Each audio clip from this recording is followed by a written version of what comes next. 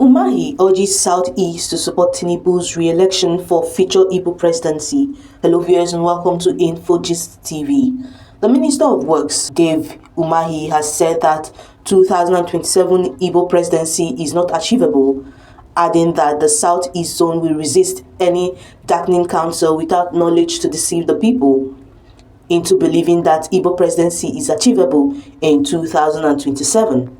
UMAHI called for the total support of the Southeast zone towards the re-election of President Bola Ahmed Tinubu in 2027, saying it is the only panacea to consolidating the chances of the zone to produce the president of the country in the future. This is contained in a statement personally signed by the minister and made available to journalists. The minister called on the people of the Southeast to rise in support of President Bola Ahmed Tinubu, adding that because he has demonstrated unwavering love and fairness to the people of the Southeast. He commended the leaders of the zone and the governors for their support and the great work they are doing for the people, urging the people to support them, along with the president, for their second term in their respective offices. The statement reads, "We must not be deceived again. Mr. President must have the votes of the Southeast up to 90% to cement this relationship. Enough of darkening counsel without knowledge in the Southeast. We must rise to educate our people. If we want to be president, we must avoid the politics of hate, misinformation, and sentiments. We must support other regions, and with God, one day other regions will support us. Mr. President must be supported to complete his tenure of 8 years, which all regions are benefiting from. One day we'll be number one, but not in 2027. I will vocally continue to stand against any mischief to deceive our people. We are known for hard work and love and not hate. I commend our leaders, who are the Southeast governors, for their support and the great works they are doing for our people. And I want our people to please support them, along with our dear president, for their second term in their respective offices." Leaders of the Igbo Agenda Dialogue have also declared that Igbo will no longer offer bloc support to any presidential candidate or political party in 2027 without a binding memorandum of understanding that clearly outlines commitments to Igbo political and economic interests. The resolution was reached at the inaugural meeting of the Igbo Agenda Dialogue convened by Chief Dr. Chikwas Okere in Abuja.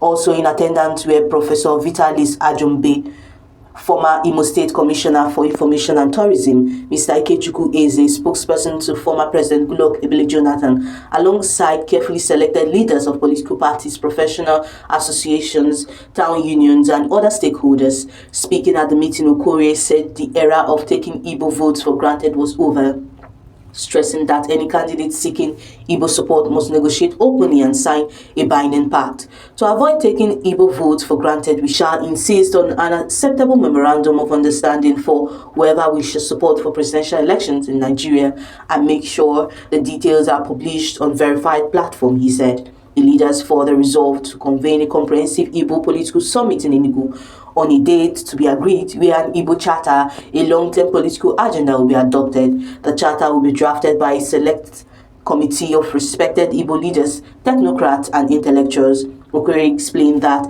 the summit will be inclusive, bringing together Igbo stakeholders from across the Southeast, Igbo-speaking communities in Delta, Edo, Rivers, Bayelsa, Cross Rivers, Akwa Ibom, Benue, and Kogi states, as well as the diaspora, the youth, the women, and professional bodies. We expect that such a comprehensive and all-inclusive gatherings of Igbo leaders and groups will, in one accord, adopt the Igbo Charter, a document of such quality and depth that will stand the test of time, he stated. Participants noted with concern that since the end of the Nigerian Biafra War in 1970, Igbo have not held any generally accepted political summit or developed a unified agenda. A vacuum, they said, had left the people vulnerable to ridicule, marginalization, and political neglect. The meeting recalled that during the Second Republic, when Igbo leaders secured key positions through coalition politics, the committee and the community was better positioned nationally. They contrasted that era with the present, lamenting the decline in political influence. Okori also cited the Southeast's decisive support for President Goodluck Ebele Jonathan then in 2011, when over 7 million votes came from the zone, but which dropped to about 3 million in 2015 due to disillusionment. He added that the 2023 elections also reflected deep voter apathy despite the rise of Peter Obi's candidacy. The downside of the seemingly excellent performance of Peter Obi in the Southeast is that his score of 89.6% amounted to 1.8 million votes, less than one-third of what the Southeast delivered to President Goodluck Ebele Jonathan in 2011. This shows the depth of despondency and lack of interest of Igbo people in participating in Nigerian politics, Okori lamented.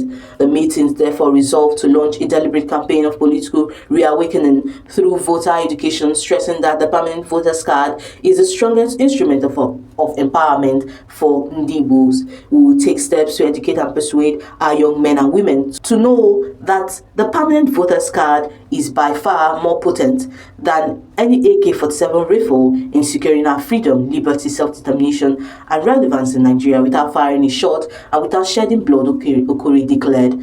The dialogue also endorsed the creation of an Igbo national grid, a coordinated structure to integrate all credible Igbo associations, unions, professional bodies, and diaspora groups for political mobilization, economic empowerment, and cultural renaissance. The meetings recalled the wise counsel of the late Dr. Nnamdi Azikiwe, who had warned that the greatest danger facing any people after losing a war was the loss of self-esteem. Participants agreed that it was time to redeem Igbo dignity and reclaim their rightful place in Nigeria through unity and strategic engagement. In the same vein, ahead of the 2027 general elections, the All Igbo Youth Forum, a pressure group, has warned that Igbo youths will boycott the 2027 general elections unless the leader of the proscribed indigenous people of Biafra, Nnamdi Kanu, is released. The national president of the forum, Chief Chinedu Obilo, issued the threat at a news briefing held at the Secretariat of the Abia Council of the Nigerian Union of Journalists in UMAHI'S. Obilo said that the group shelved its planned protest over Kanu's continued incarcerations after its discussion with the Deputy Speaker of the House of Representatives, Mr. Benjamin Kalu. He said that Kalu assured the group that discussions with President Bola Ahmed Tinubu on the IPOB leader's release were ongoing. We believe the president will listen to the cry of the NDIGBOs and release Kanu. According to Obilo, the forum's position remains unchanged, and we cannot leave Nnamdi Kanu and be talking about 2027 general elections. He said that the group would give the Deputy Speaker 2 more months to engage the President on Kanu's release. He also stated that it was the group's resolve that he must take the demand for Kanu's release to the President urgently. If they fail, we will hold 10 million man march to Abuja and dare them to jail all of us, he said. He wondered why other agitators and terror suspects were released, but Kanu remained in custody. If they feel they will use Nnamdi Kanu to do politics, we will not agree. We will mobilize 10 million Igbo youths to march and tell the government we won't vote if Kanu is not released, Obilo said. The group kicked against the exclusion of the Southeast in the recent political appointment, describing it as unacceptable. It further spoke on the ongoing coalition in the African Democratic Congress, ADC, saying that any coalition that won't cede the presidential ticket to the South will not fly.